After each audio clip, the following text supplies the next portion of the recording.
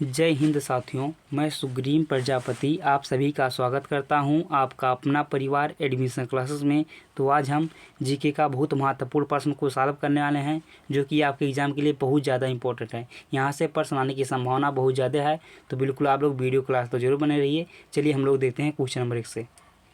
तो यहाँ पर देखिए, अगर आप लोग को उत्तर आ रहा हो तो आप लोग कमेंट बॉक्स में बताते रहिए। क्वेश्चन नंबर 1 में आप लोग देखेंगे तो यहाँ पर देखिए, सूक्ष्मजीव विज्ञान के जनक कौन है। तो आप लोग बताइए सूक्ष्मजीव विज्ञान के जनक कौन है। ऑप्शन आप लोग देख सकते हैं, थियोफ्रेटस, अरस्तु, लुईस पास्चर, मेंडल। तो बताइए कौन है सूक्ष्मजीव विज्ञान के जनक। तो लुईस पास्चर जो है सूक्ष्मजीव विज्ञान के जनक है, यानी कि ऑप्शन नंबर सी बिल्कुल सही है। तो यहाँ पर आप लोग देखेंगे थियोफ्रेटस किस जो है, ये क्या है, तो ये वनस्पति विज्ञान के जनक हैं।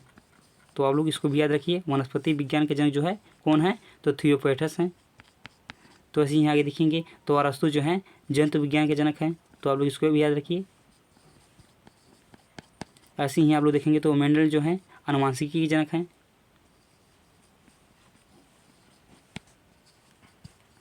तो आप लोग इसको भी याद रखिए। चलिए अब आगे बढ़ते हैं। तो यहाँ पर देखिए क्वेश्चन नंबर 2 में यहाँ पर देखेंगे तो एक कंडरा यानी कि टेंडन जोड़ता है। बताइए किसको जोड़ता है। अस्थि को अस्थि से जोड़ता है, अस्थि को पेशी से जोड़ता है, पेशी को पेशी से जोड़ता है, पेशी को तंत्रिका से जोड़ता है। तो आप लोग बताएंगे टेंडन किसको किसको जोड़ता है। टेंडन जो है अस्थि को पेशी से जोड़ता है, यानी कि ऑप्शन नंबर बी बिल्कुल सही है। अस्थि को पेशी से जोड़ता है। और लिगामेंट एक होता है लिगामेंट। तो आप लोग बताएंगे लिगामेंट किसको जोड़ता है, किसको किसको जोड़ता है। तो लिगामेंट जो होता है, लिगामेंट यहाँ पर लिख दे रहे हैं लिगामेंट। लिगामेंट जो होता है अस्थि को अस्थि से जोड़ता है, यानी कि यहाँ पर देखेंगे तो लिगामेंट जो है अस्थि को अस्थि से जोड़ेगा। जो टेंडन है ये जो है अस्थि को पेशी से जोड़ेगा। तो यहाँ पर आप लोग याद रखेंगे लिगामेंट को भी। लिगामेंट जो है अस्थि को अस्थि से जोड़ता है, और जो है टेंडन जो है ये जो है कंडरा जिसे हम लोग कहते हैं, ये अस्थि को पेशी से जोड़ता है, यानी कि ऑप्शन नंबर बी इस क्वेश्चन का बिल्कुल सही है। चलिए आगे बढ़ते हैं। तो आगे देखेंगे आप लोग यहाँ पर क्वेश्चन नंबर 3 में यहाँ पर देखिए, नवजात शिशु में अस्थियों की कुल संख्या होती है। आप लोग बताएंगे नवजात शिशु में अस्थियों की कुल संख्या कितनी होती है। तो यहाँ आप लोग ऑप्शन देख सकते हैं। तो आप लोग बताएंगे कौन सा सही ऑप्शन है। तो यहाँ पर 300 बिल्कुल सही है, यानी कि ऑप्शन नंबर सी बिल्कुल सही है। आप लोग बताएंगे वयस्क मनुष्य में हड्डियों की संख्या यानी कि अस्थियों की संख्या कितनी है। तो आप लोग बताएंगे वयस्क मनुष्य में। तो वयस्क की बात की जाए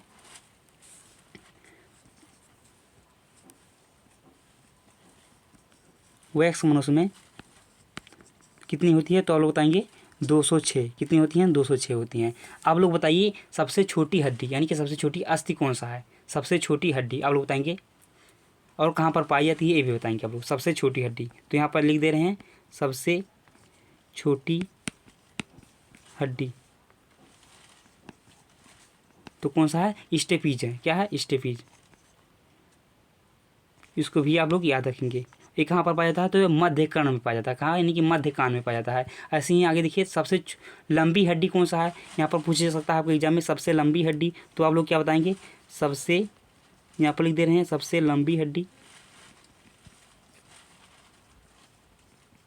तो कौन सा है, फीमर है। क्या है, फीमर।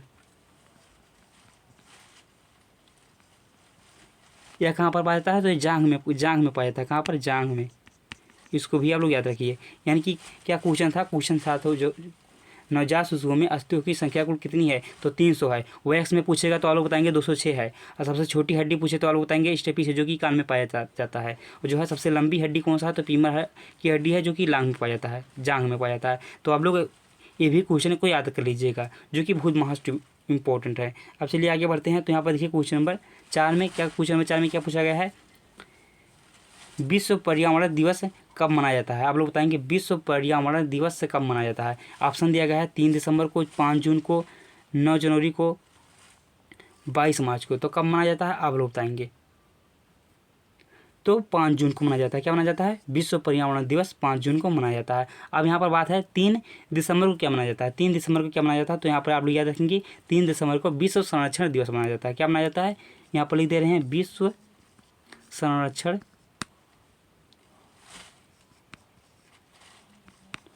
दिवस। तो आप लोग इसको भी याद रखेंगे। और यहाँ पर देखिए 9 जनवरी को क्या मनाया जाता है, तो 9 जनवरी को जो है 9 जनवरी को प्रवासी दिवस मनाया जाता है। क्या मनाया जाता है, तो प्रवासी दिवस, बहुत मोस्ट इंपॉर्टेंट है, प्रवासी भारतीय दिवस। और आगे देखेंगे तो यहाँ पर देखिए 22 मार्च, 22 मार्च को क्या मनाया जाता है, तो 22 मार्च को जो है विश्व जल दिवस मनाया जाता है। क्या मनाया जाता है, विश्व जल दिवस। तो आप लोग इसको भी याद रखेंगे, विश्व जल दिवस। तो यहाँ पर जो है 21 मार्च को मनाता है, तो इसकी 21 मार्च को जो है 21 मार्च को क्या मनाया जाता है, तो यहाँ पर लिख दे रहे हैं 21 मार्च को जो है विश्व वन दिवस। क्या मनाता है, विश्व वन दिवस। इसको भी आप लोग याद रखेंगे। जो है 21 मार्च को विश्व वन दिवस मनाया जाता है, और 22 मार्च को जो है विश्व जल दिवस मनाया जाता है, और 23 मार्च को क्या मनाया जाता है, यहाँ पर लिखते हैं 23 मार्च, बहुत ज़्यादा इंपॉर्टेंट है। 30 मार्च को क्या मनाया जाता है, तो यहाँ पर लिख दे रहे हैं 23 मार्च को जो है विश्व मौसम विज्ञान दिवस, विश्व मौसम विज्ञान दिवस मनाया जाता है। तो यहाँ पर आप लोग याद रखेंगे, जो है विश्व पर्यावरण दिवस को मनाया जाता है तो 5 जून को मनाया जाता है। विश्व संरक्षण दिवस को मनाया जाता है तो 3 दिसंबर को विश्व संरक्षण दिवस मनाया जाता है। 9 जनवरी को मनाया जाता है, 9 जनवरी को प्रवासी भारतीय दिवस मनाया जाता है। 22 मार्च को मनाया जाता है तो 22 मार्च को जल दिवस मनाया जाता है। 21 मार्च को क्या मनाया जाता है, तो 21 मार्च को विश्व वन दिवस मनाया जाता है। और 23 मार्च को क्या मनाया जाता है, तो 23 मार्च को विश्व मौसम विज्ञान दिवस मनाया जाता है। तो आप लोग इसको याद रखेंगे, बहुत ज़्यादा इंपॉर्टेंट है ये सब। चलिए आगे बढ़ते हैं। तो यहाँ पर देखिए क्वेश्चन नंबर 5 में, यहाँ पर क्या देखिए, विटामिन डी का रासायनिक नाम क्या है। विटामिन डी का रासायनिक नाम क्या है, तो ऑप्शन आप लोग देख सकते हैं। ऑप्शन में दिया गया है कैल्सीफेरॉल, रेटिनॉल, टोकोफेरॉल, फिनोल्फिनीन। तो कौन सा बनाया था, आप लोग बताएंगे। जो है विटामिन डी का रासायनिक नाम क्या है, तो कैल्सीफेरॉल। जो जितने भी विद्यार्थी जो है कैल्सीफेरॉल बता रहे हैं, बिल्कुल सही है। ऑप्शन नंबर ए बिल्कुल सही है, कैल्सीफेरॉल। विटामिन डी का रासायनिक नाम क्या है, तो कैल्सीफेरॉल है। और विटामिन ए का रासायनिक नाम क्या है, तो विटामिन ए का रासायनिक नाम जो है रेटिनॉल है। विटामिन ए का रासायनिक नाम क्या है, रेटिनॉल है। रेटिनॉल जो है विटामिन ए का रासायनिक नाम है। यहाँ पर देखेंगे तो टोकोफेरॉल, टोकोफेरॉल किस विटामिन का रासायनिक नाम है, तो आप बताएंगे टोकोफेरॉल। टोकोफेरॉल जो है विटामिन ई का रासायनिक नाम है। विटामिन ई का रासायनिक नाम टोकोफेरॉल है। यहाँ पर देखेंगे फिनोक्विनिन किस विटामिन का रासायनिक नाम है, तो यहाँ पर जो है विटामिन के का क्या नाम है, विटामिन के का रासायनिक नाम फिनोक्विनिन। यहाँ पर आप लोग जानेंगे, तो यहाँ पर जो है विटामिन सी का आप लोग बताएंगे विटामिन सी का रासायनिक नाम क्या है। विटामिन सी का रासायनिक नाम क्या है, तो एस्कॉर्बिक एसिड। एस्कॉर्बिक एसिड आप लोग इसको याद रखेंगे, एस्कॉर्बिक अम्ल। विटामिन सी का रासायनिक नाम क्या है, तो एस्कॉर्बिक अम्ल है। तो आप लोग इसको याद रखेंगे। विटामिन ई का रासायनिक नाम क्या है, तो रेटिनॉल है। विटामिन ई का टोकोफेरॉल, विटामिन के का तो फिनोक्विनोन, और जो है विटामिन डी का तो कैल्सीफेरॉल। यानी कि ऑप्शन नंबर इस क्वेश्चन का ऑप्शन नंबर ए बिल्कुल सही था, कैल्सीफेरॉल। चलिए आगे बढ़ते हैं। तो आगे देखिए क्वेश्चन नंबर 6 में, यहाँ पर क्या पूछा गया है क्वेश्चन नंबर 6 में, आप लोग बताएंगे। तो यहाँ पर देखिए निम्नलिखित में से कौन सा वसा में घुलनशील विटामिन नहीं है। कौन सा विटामिन जो है वसा में घुलनशील विटामिन नहीं है, तो आप लोग इसको बताएंगे। तो यहाँ पर ऑप्शन में दिया गया है, तो आप लोग ऑप्शन देख सकते हैं। आप लोग बताएंगे कौन सा ऑप्शन सही है। कौन सा विटामिन जो है वसा में घुलनशील नहीं है, तो विटामिन बी जो है, यह जो विटामिन है वसा में घुलनशील नहीं है। तो आप लोग इसको ट्रिक के माध्यम से कैसे याद करेंगे, इसको मैं बता दे रहा हूँ। तो जो है वसा में घुलनशील पूछेगा, वसा में घुलनशील विटामिन कौन कौन से हैं, तो आप लोग याद करेंगे KEDA, कीड़ा। इस ट्रिक से आप लोग याद कर सकते हैं वसा में कौन कौन से विटामिन, वसा में घुलनशील विटामिन कीड़ा जो है वसा में घुल जाता है। ऐसे आप लोग याद करिए, कीड़ा जो है वसा में घुल जाता है। KEDA जो है विटामिन के, vitamin E, vitamin D, vitamin A जो है यह सब वसा में घुलनशील विटामिन है। और आप लोग जल में घुलनशील विटामिन कौन से हैं, जल में घुलनशील विटामिन, तो आप लोग याद करेंगे WBC। W फॉर वाटर हो जाएगा, वाटर। विटामिन बी और विटामिन सी जो है ये सब जो है विटामिन बी और विटामिन सी जल में घुलनशील है। किस में है, जल में घुलनशील। तो आप लोग इसको याद रखेंगे। विटामिन कौन सा विटामिन जो है जल में घुलनशील विटामिन है, तो विटामिन बी और सी जो है ये W फॉर वाटर होता है, B फॉर क्या होता है, विटामिन बी, विटामिन सी। तो जो है जल में घुलनशील विटामिन कौन से हैं, तो बी और सी जो है जल में घुलनशील हैं। वसा में कौन कौन से हैं, तो विटामिन के, vitamin E, vitamin D, vitamin A जो है वसा में घुलनशील हैं। कीड़ा, इस ट्रिक से आप लोग याद कर सकते हैं। अब चलिए आगे बढ़ते हैं। आगे देखिए यहाँ पर क्वेश्चन नंबर 7 में यहाँ पर क्या पूछा गया है, तो यहाँ पर आप लोग देखेंगे दाची ग्राम अभ्यारण्य कहाँ स्थित है। दाची ग्राम अभ्यारण्य जो है यह कहाँ पर स्थित है, तो ऑप्शन आप लोग देख सकते हैं उत्तर प्रदेश, जम्मू कश्मीर, जम्मू और कश्मीर, अरुणाचल प्रदेश, कर्नाटक। तो कहाँ पर स्थित है आप लोग बताएंगे। दाची ग्राम अभ्यारण्य तो यह जो है जम्मू और कश्मीर में स्थित है, यानी कि ऑप्शन नंबर बी बिल्कुल सही है, जम्मू और कश्मीर। यहाँ पर उत्तर प्रदेश में बात की जाए तो उत्तर प्रदेश में कौन सा अभ्यारण्य है, तो यहाँ पर चंद्र प्रभा है। क्या है, चंद्र प्रभा अभ्यारण्य। तो आप लोग यहाँ पर लिख लीजिएगा चंद्र प्रभा अभ्यारण्य जो है कहाँ पर है, उत्तर प्रदेश में है। और एक यहाँ पर है दुधवा नेशनल पार्क, तो इसको भी आप लोग रखिए, दुधवा नेशनल पार्क जो है ये भी कहाँ पर है, तो ये भी उत्तर प्रदेश में है। और जम्मू कश्मीर में क्या है, दाची ग्राम अभ्यारण्य। तो यहाँ पर देखेंगे अरुणाचल प्रदेश में कौन सा राष्ट्रीय उद्यान है, तो यहाँ पर अरुणाचल प्रदेश की बात की जाए तो यहाँ पर जो है नामदफा राष्ट्रीय उद्यान। आप लोग इसको भी याद रखेंगे। और यहाँ पर देखिए कर्नाटक में कौन कौन सा है जो है राष्ट्रीय उद्यान है, तो इसकी कर्नाटक में बात की जाए तो कर्नाटक में जो है बहुत फेमस जो है बांदीपुर है, बांदीपुर राष्ट्रीय उद्यान। यहाँ पर लिख दे रहे हैं, आप लोग याद कर लीजिएगा, बांदीपुर राष्ट्रीय उद्यान। एक बार फिर से बता दे रहे हैं, आप लोग सुन लीजिए। यहाँ पर देखिए क्वेश्चन नंबर 7 में क्या पूछा गया था, दाची ग्राम अभ्यारण्य कहाँ स्थित है, तो आप लोग बताएंगे जम्मू कश्मीर में स्थित है। अब बात की जाए उत्तर प्रदेश में कौन सा अभ्यारण्य स्थित है, तो यहाँ पर चंद्र प्रभा अभ्यारण्य है और एक जो है दुधवा नेशनल पार्क, ये दोनों जो है उत्तर प्रदेश में स्थित हैं, बहुत फेमस है दोनों।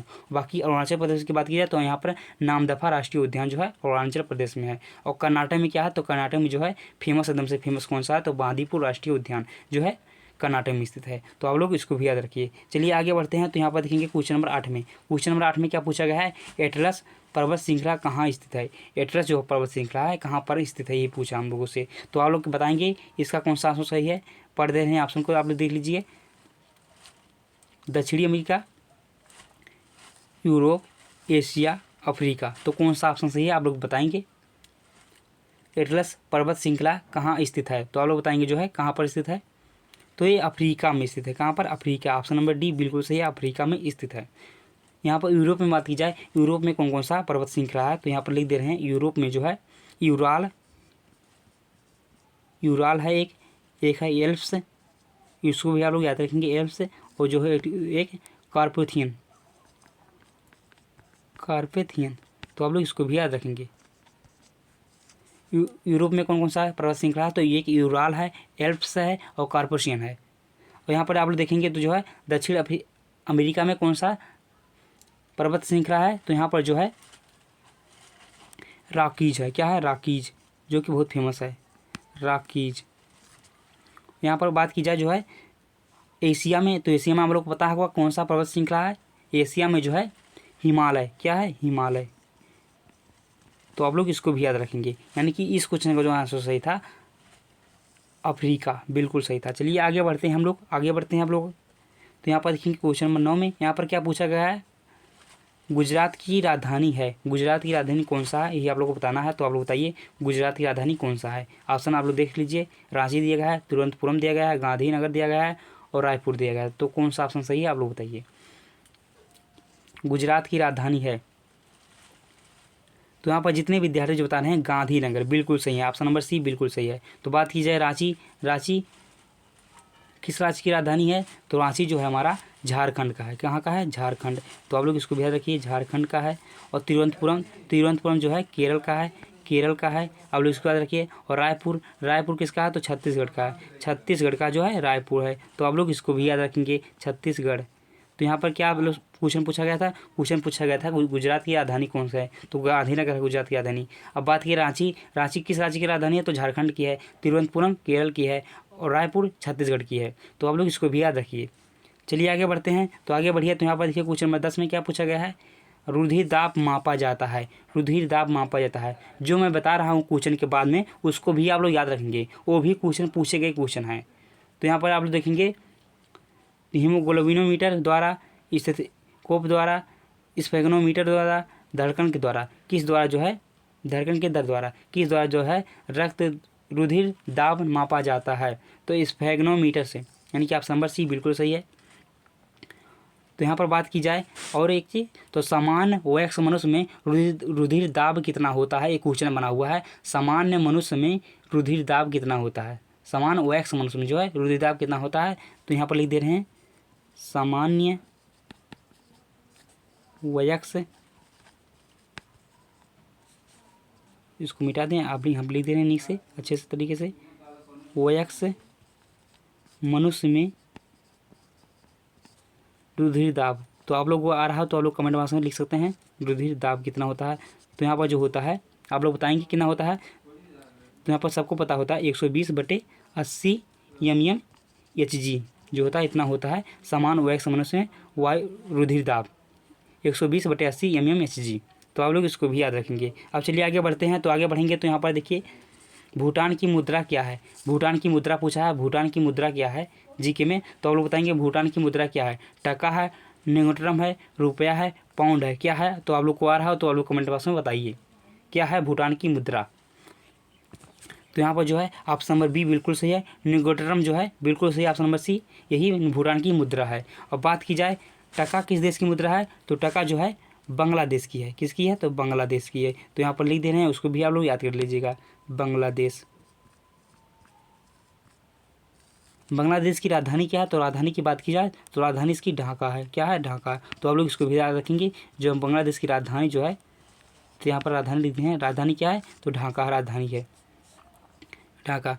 अब बात की जाए जो रुपया, रुपया जो है भारत का है, भारत का है, भारत का जो क्या है मुद्रा क्या है, रुपया है। इसकी राजधानी की बात की जाए तो राजधानी कौन सा है, तो नई दिल्ली, नई दिल्ली जो है भारत की राजधानी है, सबको पता होगा। बाकी पाउंड की बात की जाए, पाउंड किस देश की मुद्रा है, तो पाउंड जो हमारा मिस्र की मुद्रा है, कहाँ की, मिस्र की। तो आप लोग इसको भी याद रखेंगे, पाउंड किस देश की मुद्रा है, तो मिस्र की है, कहाँ की है, मिस्र की है। इसकी राजधानी की बात की जाए, राजधानी क्या है मिस्र की, तो मिस्र की राजधानी जो है काहिरा है। यहाँ से भी आपके एग्जाम में आ जाते हैं क्वेश्चन, तो इसको भी मैंने बता दिया। जो है मिस्र की राजधानी क्या है, तो काहिरा है। मिस्र की मुद्रा क्या है, तो पाउंड है। और बात की जाए भूटान की राजधानी क्या है, तो आप लोग बताएंगे भूटान की राजधानी क्या है। तो यहाँ पर लिख दे रहे हैं भूटान की राजधानी थिम्पू है, थिम्पू क्या है, थिम्पू। तो आप लोग इसको याद रखिए, भूटान की राजधानी क्या है, तो थिम्पू है। इसकी मुद्रा क्या है, तो निगोट्रम है। तो आप लोग इसको भी याद रखिए। अब चलिए आगे बढ़ते हैं। तो आगे बढ़िए, यहाँ पर देखिए क्वेश्चन नंबर 12 में क्या पूछा गया है, पेरियार झील किस राज्य में स्थित है। पेरियार जो झील है किस राज्य में स्थित है, हमसे यही पूछा है। तो आप लोग बताएंगे पेरियार झील किस राज्य में स्थित है। आ रहा हो तो आप लोग कमेंट बॉक्स में बताइए, नहीं तो आंसर का वेट करिए। पेरियार झील किस राज्य में स्थित है, तो ये कहाँ पर है, ऑप्शन दिया गया है उत्तराखंड, केरल, मणिपुर, उड़ीसा। तो कहाँ पर है आप लोग बताएंगे, तो जो है केरल में है। कहाँ पर है, केरल में। पेरियार झील जो है केरल में है। अब बात की जाए उत्तराखंड में कौन कौन सा झील है, तो यहाँ पर झील है एक नैनीताल, क्या है, नैनीताल, नैनीताल हो गया। और एक है 7 ताल, यानी कि ताल जो आ रहे हैं वो सब जो कहाँ पर हो जाएंगे, वो सब हो जाएंगे उत्तराखंड में। नैनीताल, 7 ताल, मालाताल, मालाताल, और एक है जो देवताल जो है उत्तराखंड में स्थित है। और यहाँ पर बात की जाए मणिपुर में कौन सा झील है, तो मणिपुर में जो है लोकटक झील, आप लोगों को पता होगा लोकटक झील। और बात की जाए उड़ीसा में कौन सा झील है, तो उड़ीसा में जो है चिल्का झील, बहुत फेमस है चिल्का झील।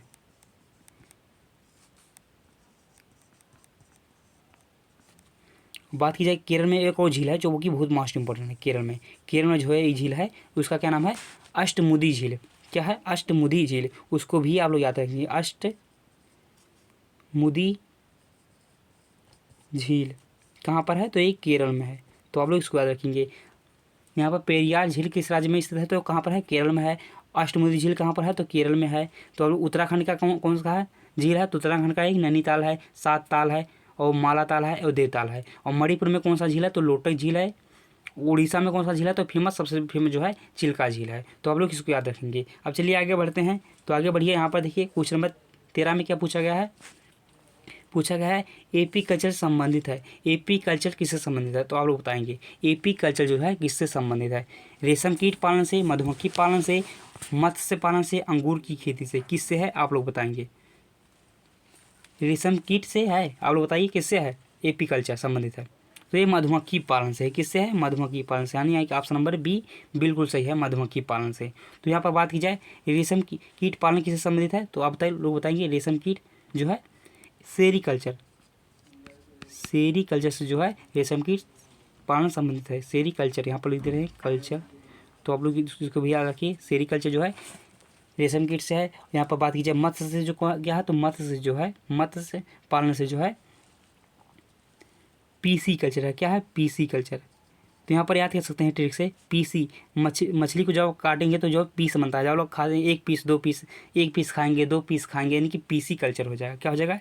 PC culture. कहते नहीं हम लोग 1 पीस खाएंगे 2 पीस खाएंगे, कोई कोई तो 10 पीस खा जाता है मछली का, जब बनता नहीं है वही।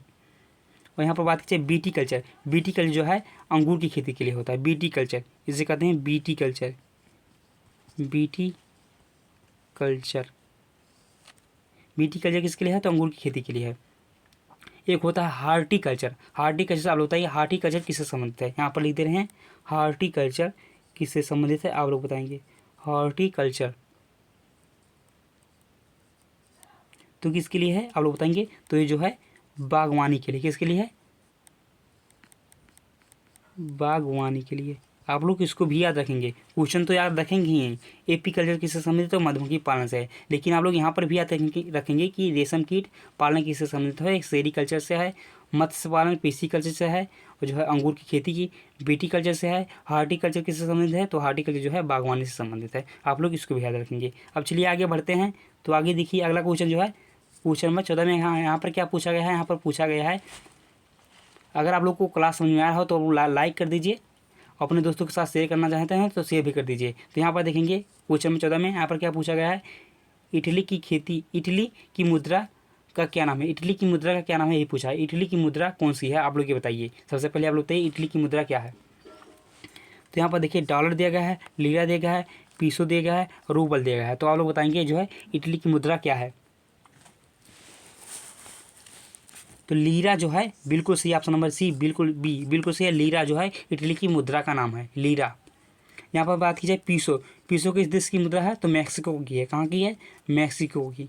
तो आप लोग इसको याद रखेंगे, पीसो किस देश की मुद्रा है? तो मैक्सिको की मुद्रा है, मैक्सिको। और रूबल बताइए, रूबल तो आप लोगों को पता होगा रूबल किस देश की मुद्रा है? तो रूबल जो है रूस की है। कहाँ की है? रूस की मुद्रा है। और डॉलर तो आप लोगों को पता होगा, डॉलर अमेरिका की है, अमेरिका सबसे फेमस अमेरिका की है। तो आप लोग इसको भी याद रखिए। इटली का मुद्रा क्या है? तो इटली की मुद्रा जो है लीरा है। क्या है? लीरा, लीरा इटली की मुद्रा है। पीसो मैक्सिको की मुद्रा है, और जो रूबल रूस की मुद्रा है, डॉलर अमेरिका की मुद्रा है। तो आप लोग इसको भी याद रखेंगे। अब चलिए आगे बढ़ते हैं, अगला क्वेश्चन देखेंगे। यहाँ पर पूछा गया है पृथ्वी दिवस कब मनाया जाता है? तो आप लोग बताएंगे पृथ्वी दिवस कब मनाया जाता है। यहाँ ऑप्शन दिया गया है, आप लोग बताएंगे कौन सा सही है। तो यहाँ पर बात की जाए जो है 4 जनवरी को क्या मनाया जाता है? 4 जनवरी को जो है लुईस ब्रेल दिवस मनाया जाता है। क्या मनाया जाता है? लुईस ब्रेल दिवस। क्या मनाया जाता है? लुईस ब्रेल दिवस। तो आप लोग इसको भी याद रखेंगे। और जो है 22 मार्च को क्या मनाया जाता है? 22 मार्च को जो है पृथ्वी दिवस। क्या मनाता है? पृथ्वी दिवस। 22 मार्च, सॉरी 22 मार्च को नहीं, यहाँ पर 22 मार्च को जो है 22 अप्रैल होता है, 22 अप्रैल। तो यहाँ पर आप लोग सही कर लेंगे जो है 22 अप्रैल। अप्रैल को क्या मनाता है? 22 अप्रैल को जो है पृथ्वी दिवस मनाया जाता है। 22 अप्रैल को, ऑप्शन नंबर बी बिल्कुल सही है, 22 अप्रैल को जो है पृथ्वी दिवस मनाया जाता है। तो आप लोग इसको याद रखेंगे। और जो है 4 फरवरी को क्या मनाया जाता है? 4 फरवरी को कौन सा दिवस मनाया जाता है? 4 फरवरी को जो है सबसे मोस्ट इंपॉर्टेंट है कैंसर दिवस, विश्व कैंसर दिवस मनाया जाता है, विश्व कैंसर दिवस। और यहाँ पर देखिए 15 जनवरी को क्या मनाया जाता है, तो 15 जनवरी को जो है थल सेना दिवस मनाया जाता है, थल सेना दिवस। तो आप लोग इसको याद रखेंगे। पृथ्वी दिवस कब मनाया जाता है, तो 22 अप्रैल को जो है पृथ्वी दिवस मनाया जाता है। और 4 जनवरी को क्या मनाया जाता है, 4 जनवरी को लुईस ब्रेल दिवस मनाया जाता है। 4 फरवरी को क्या मनाया जाता है, 4 फरवरी को विश्व कैंसर दिवस मनाया जाता है। 15 जनवरी को क्या मनाया जाता है, तो 15 जनवरी को जो है थल सेना दिवस मनाया जाता है। तो आशा है आज का क्लास आप लोग को पूरा समझ में आया होगा। तो अपने दोस्तों के साथ जरूर शेयर करिए, लाइक करिए, सब्सक्राइब करिए। मिलते हैं अगले वीडियो में।